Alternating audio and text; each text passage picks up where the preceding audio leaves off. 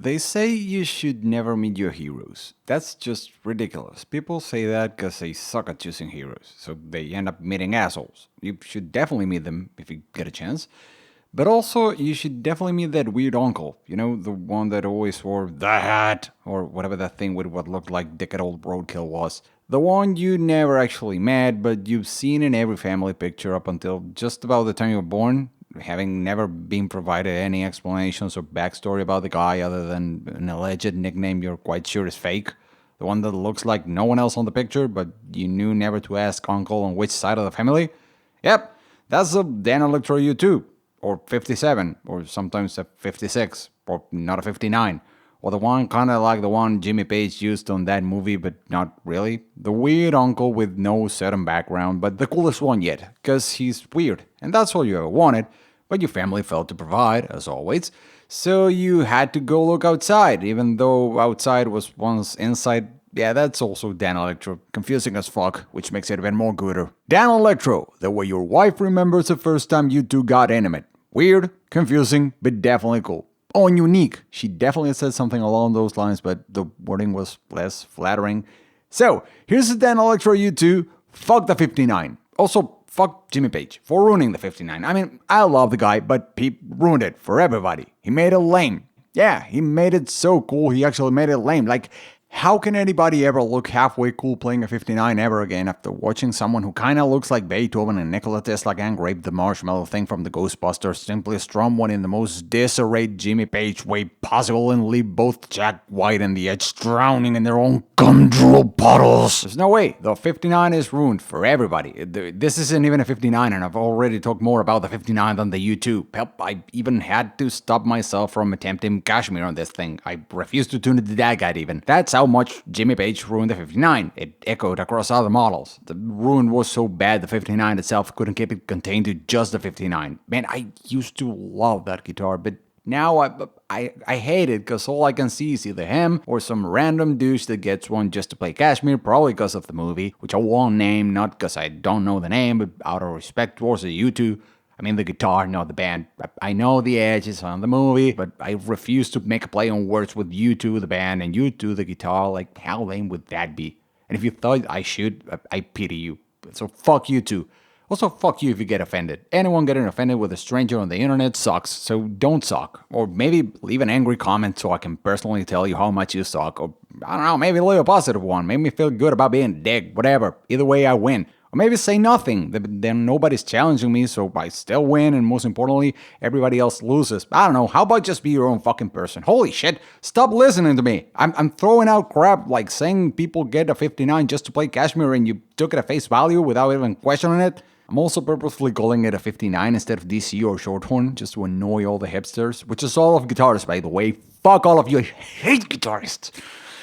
Yeah, now 59 is for hipsters, and there's too many of you, so you're not even good hipsters. Okay, let's forget about the 59. This review is about the U2, so let's stick to that one. But first, some history on Danelectro and the U2. When's the review starting? Holy shit, you really care that much? What do you want? Data? Specs? On this thing? Alright, here it goes. Here's your stupid review. The U2, it's more than you expected, but also less and definitely different. Tagline, done. The Masonite is there, you knew that coming in. It's a plywood frame and center block with what's allegedly a popular neck.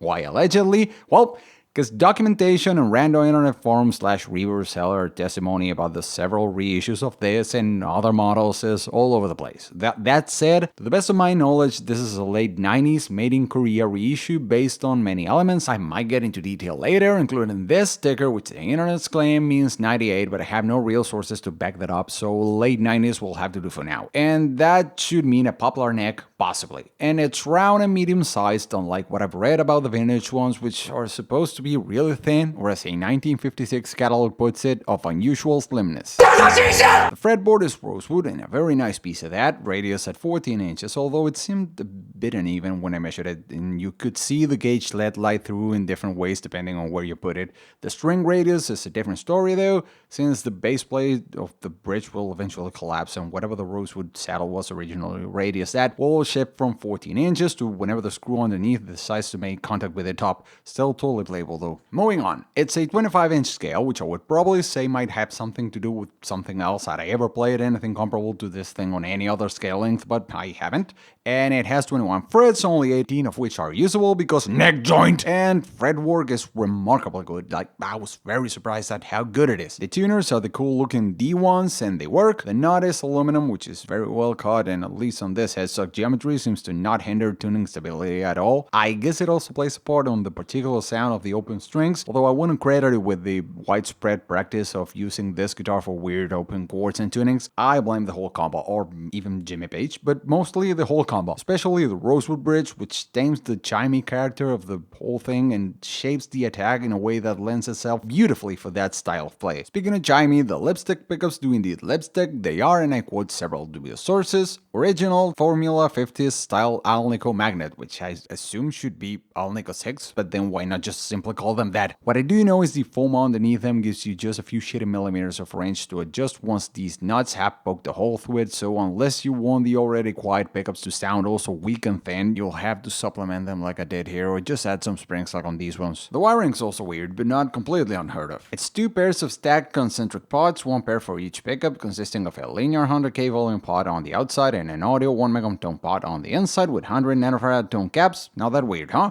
Well, the volume pots are wired with a hot and wiper terminals in reverse because reasons, although some people do like that because turning one pickup off on the middle position doesn't mute the whole thing like on a Les Paul. Then also, unlike a Les Paul and almost every other guitar ever, the middle position puts both pickups in series instead of parallel, kind of like a humbucker mode, only there's no hum cancelling because Danelectro. And remember 20 seconds ago when I said 1 megatone pots and 100 nanofarad caps? They stink. They give you 3 effective positions, upper 95%, oh I think I'm noticing a change, never mind I went too far, I hate this thing, I will never touch it again. Oh, and I hate how you just can't turn the one knob you want without moving the entire thing. Love the concept, hate the execution. Truss rod on the bottom of the neck. Strap buttons are plastic and I don't really trust them, in fact they're not even glued on this one, but it's so light I don't think it really matters. Finish? Who cares? It's some kind of poly or plastic or acrylic or enamel, or maybe we could side with Lefty J from ReRanch.com, who said he tested his with lacquer thinner and nothing happened, so it's definitely urethane. Spanning on the sides though, underneath the burly textured vinyl tape, which was not the case on the OG ones that I read somewhere, they maybe had nitro finish at some point, which I guess lets the masonite grain breathe and resonate better, which would give you a much superior tone, which means that reissues are shit and the old ones are a thing you pour holy wine into. All in all, it sounds like you've heard on every other YouTube video, like a Danelectro, which means this thing loves pedals, especially the weird fuzzy ones. Sustain is quite decent as well, and even though it might feel cheap, it's really comfortable to play for at least 14 frets. In short, love it. It's an icon I'm glad to have experienced. Will probably sell it once I finish this review. Happy now? Was that all you expected and more? Not really, huh? Wanna know why? Because context matters, which is why I was going with the history part first. Now, you shut the fuck up and you listen to me. The review was obscenely underwhelming, like most reviews are after you've watched enough of them. Like, I wrote the thing, and I know it was. You know why? Because it was all the same horseshit you already knew from 100 other videos. You probably saw every single other video out there, yet there was something missing, so you kept on searching until you landed here. Well, that void that needed to be filled was context, because without context, the Telecaster, probably the most crucial musical instrument ever created, is nothing more than a plank and a stake with some screws and wire. Because if anyone were to release a Tele as a new design today, it'd bomb horribly. It's flat and ugly and cumbersome and makes you look like you drive drunk and beat your wife, but still, we all absolutely love it and we owe it half the music we've ever listened to. And never one is designed to change, and no matter how much time goes by and the world moves on, we're still paying stupid prices to get the least evolved version possible of the damn thing, clinging to the past like some old broad death gripping her rosary while her 6-year-old granddaughter twerks to the City Girls as the entire family claps along. Why?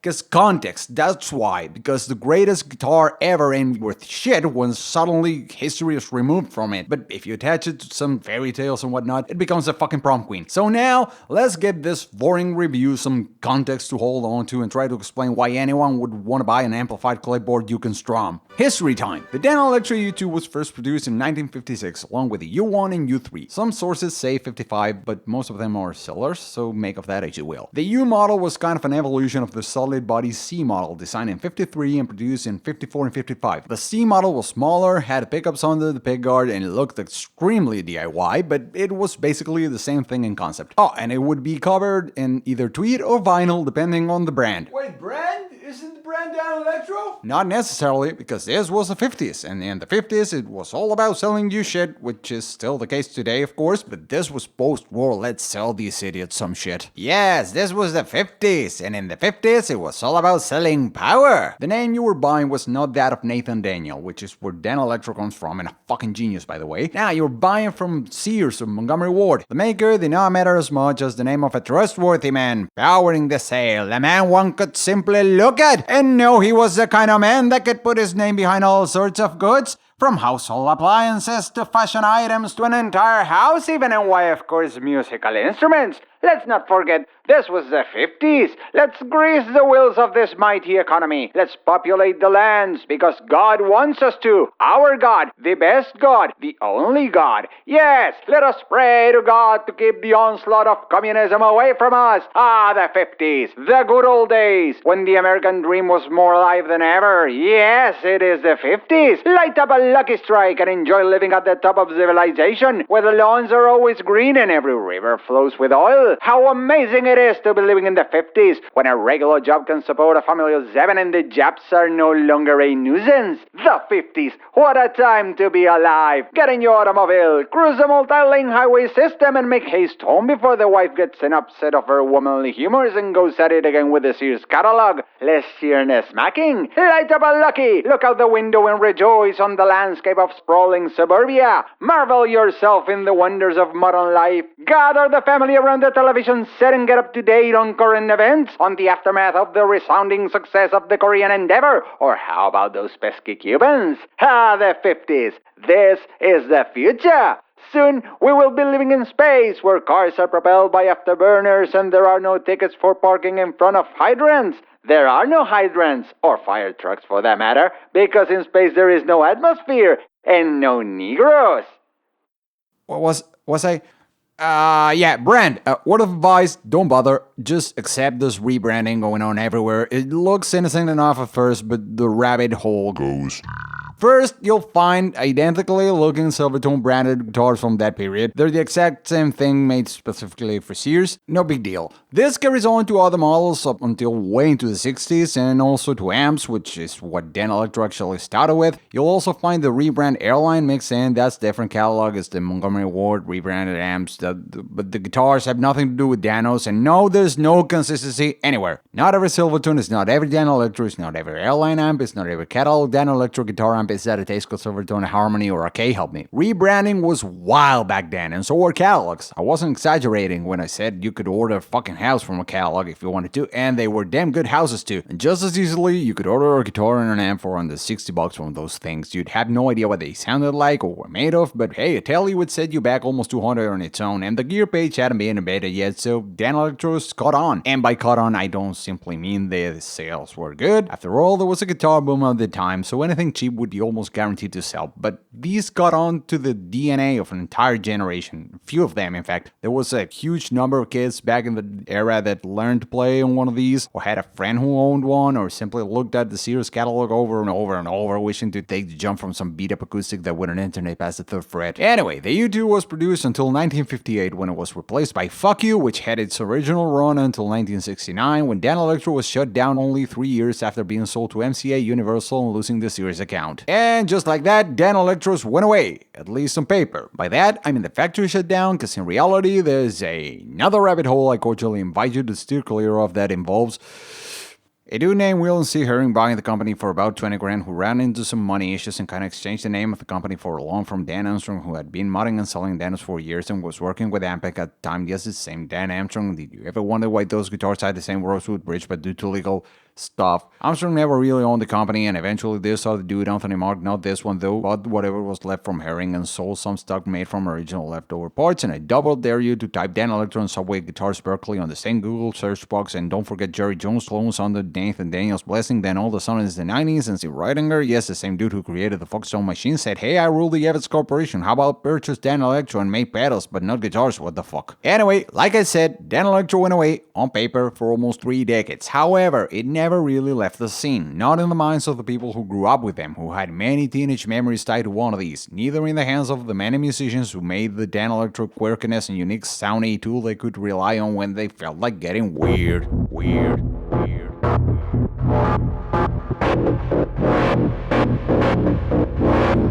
Okay, yeah, the 90s. In 94, Step Ridinger picks up the recycler, reads the name Danelectro, and in 95 he buys himself Danelectro. Good times. So logically, in 97 he shows up at NAMM with a bunch of pedals that had nothing to do with anything Danelectro other than looking like a 57 Caddy Fleetwood or some shit.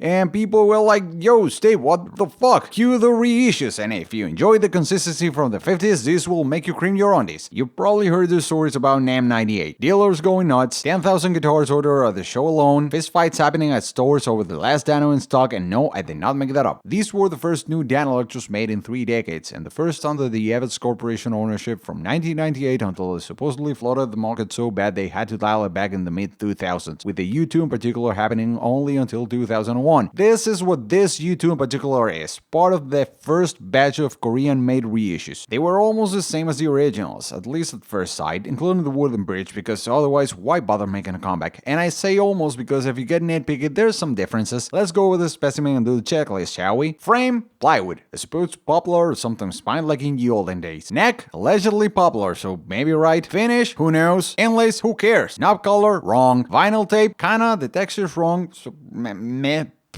Crossrod, luckily wrong, this one can be adjusted. Headstock, sort of, it looks similar, but the Coke bottle seems to have a wider shape when compared to both the vintage ones as well as the newer versions. The distance between the tuner shafts, particularly the D and G, give it away, as well as how the strings go over the nut. This version has a better geometry in my opinion. The headstock is angled as well, and it looks different from the back, and even though I do love these T-tuners, they're wrong. But the rest, things that matter, they got pretty spot on, and the sound is definitely there. They really capture the Danelectro spirit of all in a radically changed world without screwing the formula too much, and they miraculously remained pretty consistent for that short 4-year stint, with just a few changes in tuners and stickers indicating origin and serial numbers. That is, if you stick to the U2, because if you look at other models, it gets wild, and cross-referencing specs and origin becomes near impossible. Next chapter, 2005, the U2 56 Pro, and I was going to skip over these ones because it's like including a Gibson S1 and a review about reissue 50s Les Pauls, but then people would have asked. Anyway, they changed everything on this one. Bridge, hotter pickups, regular pots, sealed tuners, different headstock shape with both headstock and neck being always black regardless of body color, no vinyl, metal strap buttons, not even the picker was sacred to these heathens.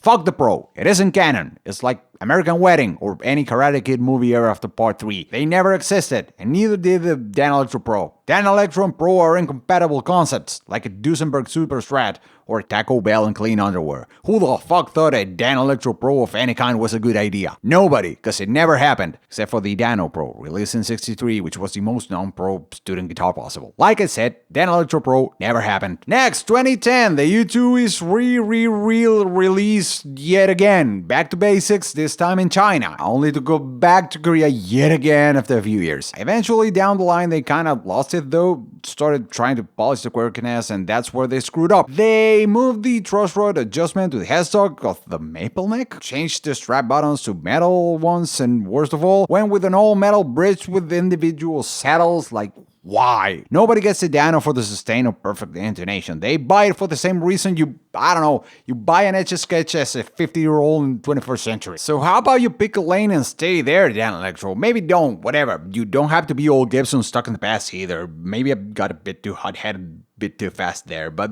you gotta admit it's kinda weird to bother with accurately reissuing what was basically a toy guitar to the point of replicating even the pattern of the vinyl on the sides and correcting the headstock shape to more closely resemble the original ones compared to the 90s version, but at the same time worrying about intonation, which was an afterthought at best on the OG. It's like spending 2 months remastering a vaporwave album recorded almost entirely using head clips with dime batteries, which, by the way, would be the most vaporwave thing ever, and I'm willing to sell the idea for a few $100, but whatever, you don't really intonate a Dano. It's against nature. At least give me the option. Hell, for the price they charge for these things nowadays, they might as well ship it with both bridges. And if you really want to intonate the thing, you unscrew the wooden Wanderer and replace it with the adjustable one so you can experiment until hopefully you realize the error of your ways and also discover that the lipstick pickups are already trebly enough and that using metal saddles does them no favor at all. Just an idea I'm throwing out there for free. Hopefully Steve Ridinger, who I know for a fact follows my every move very closely, will take heed of my words before it's too late. Alright, that's enough history history to give you a basic idea of what's in reality a much more convoluted scenery. I'm not a Danelectro historian though, I think that's pretty clear. So keep in mind there's exceptions, oddballs, grayscales, and gamuts of all kinds when it comes to Danelectro, not to mention a huge lack of real documentation of serial numbers.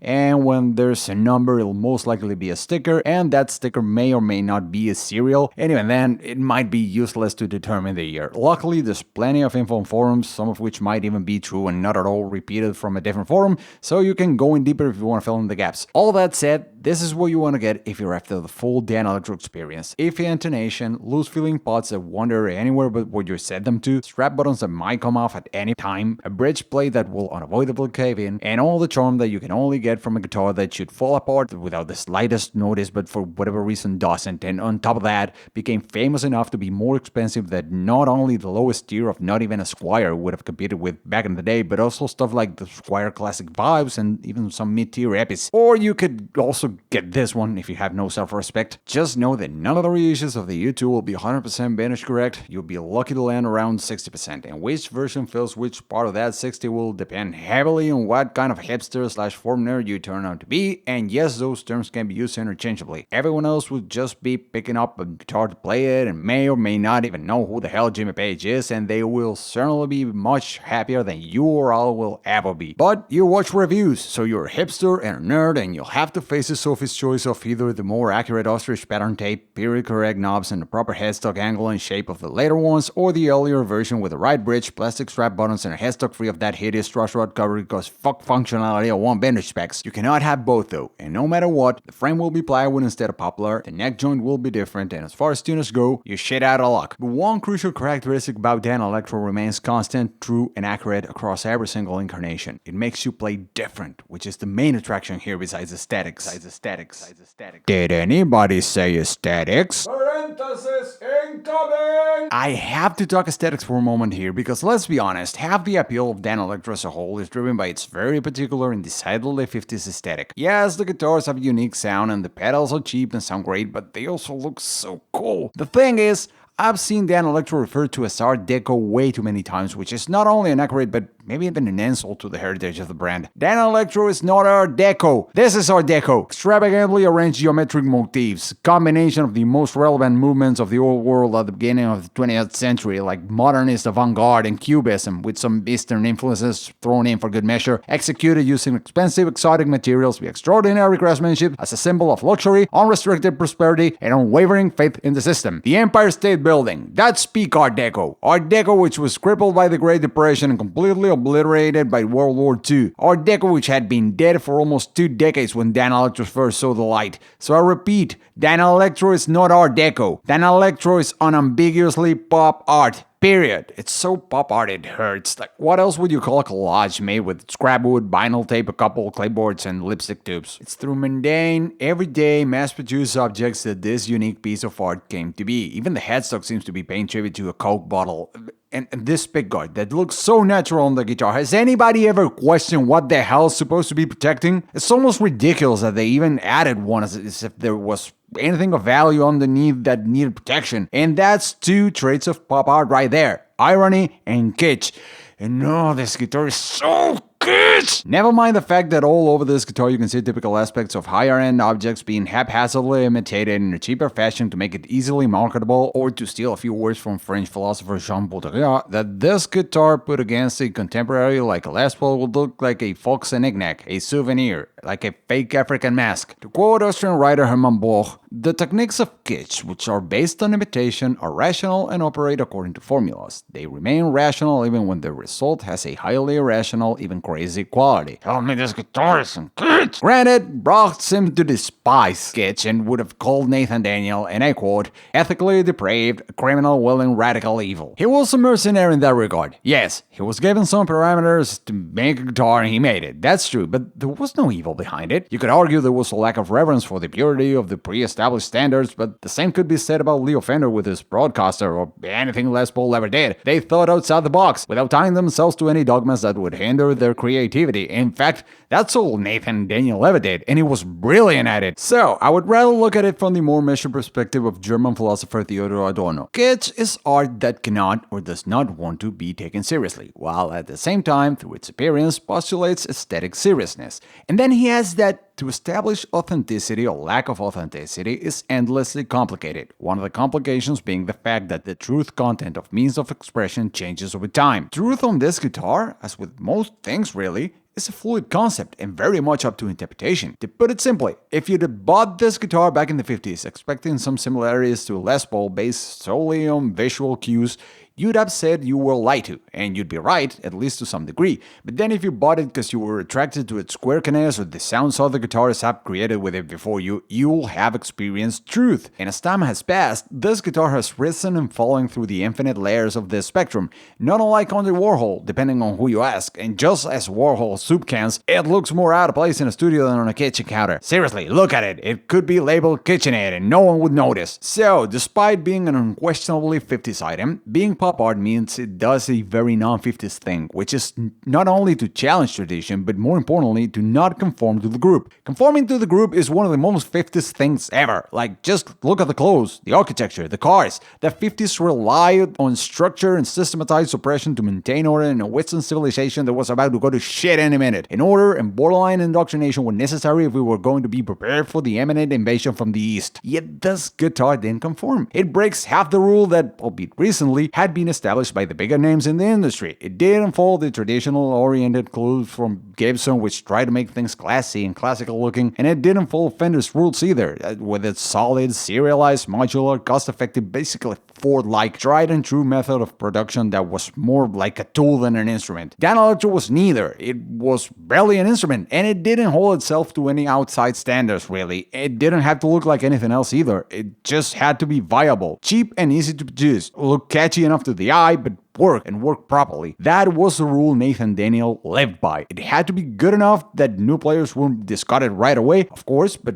other than that, everything else was fair play. Danelectro did its own thing, which is extremely non-50s. Regular people in the 50s rarely did their own thing. If it did, you almost always became an outcast. You could say Danelectro was ahead of its time, but that phrase is stupid and mostly used by idiots either trying to be overly dramatic or not getting half the picture. Nathan Daniel was exactly on his time, and he thrived like no one's business. In a way, he did resemble Leo Fender, a non-guitarist with an engineering background building amps who went on to build guitars to fulfill a purpose. Anything else I should say about this would be filling up space. The main difference is Daniel built his first Dano simply because Sears asked if he would, so he did, plain and simple. He was a mercenary in that regard, and he delivered. He delivered a guitar you could order with an amp for less than $60 when a tele would set you back almost $200 on its own. He did all he could to keep it viable yet playable, and he fucking nailed it. One extra screw would have been too expensive, one extra cut corner would have been unplayable. He took everyday items, DIY'd his way through as many steps as possible, and in the process came out with a unique looking piece that somehow resembles a stand mixer more than a guitar, and that's pop art as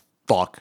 And that was a long parenthesis. Makes you play different, which is the main attraction here besides aesthetics. The moment you play the first note, you realize it does indeed sound like nothing else. And not only that, it'll do its own thing, and fighting that Danelectro thing for any period of time is wasted energy. Embrace the quirkiness. Therein resides the true essence that has kept this instrument relevant for 7 decades, 3 out of which it wasn't even being produced. Yet we wanted it back. We needed it back, because there's something to it.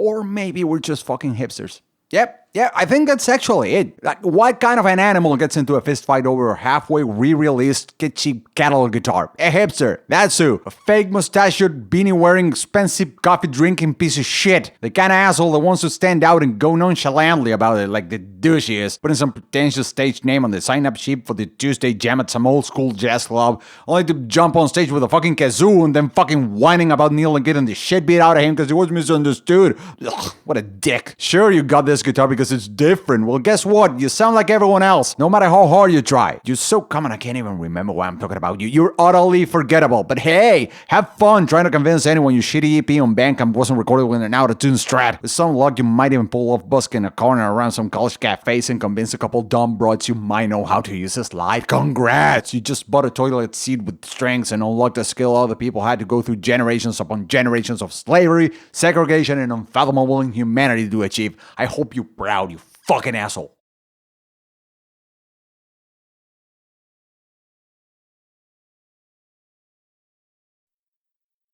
And I hope you got real self-conscious that yours doesn't have the Rosewood Bridge, you self-important cocksucker, which is not that hard to internet, by the way. Not that it really matters, though, unless you're you, but let's not forget you suck. You probably went out of your way to get one you could internet, which goes completely against what this guitar is all about.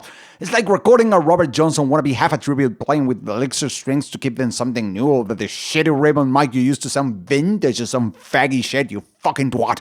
Actually, I hope you got a 59 with a wraparound bridge, which is both pointless and looks wrong, not to mention adds brightness to the already shrill lips that pick up. Fuck, I hate you.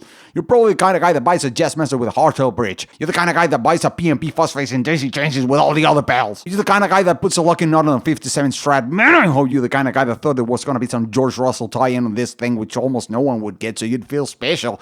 You're not, and if you didn't, it's a Formula One thing. You're probably not smart enough to enjoy it when they're not crashing anyway. Oh, you're the kind of guy that will put rubber tuners on a 54 Les Paul, not only because you suck, but also because you're shit enough as a person to have the disposable income to buy one, either because you're a spineless lawyer and a shit parent who doesn't spend a dime on the family, or a spineless lawyer and alone without a family like the piece of shit you are, yet you're not good enough as a spineless lawyer to actually go buy a burst and do it. Then you'd suck, but I'd still be forced to respect you at least. Fuck you either way.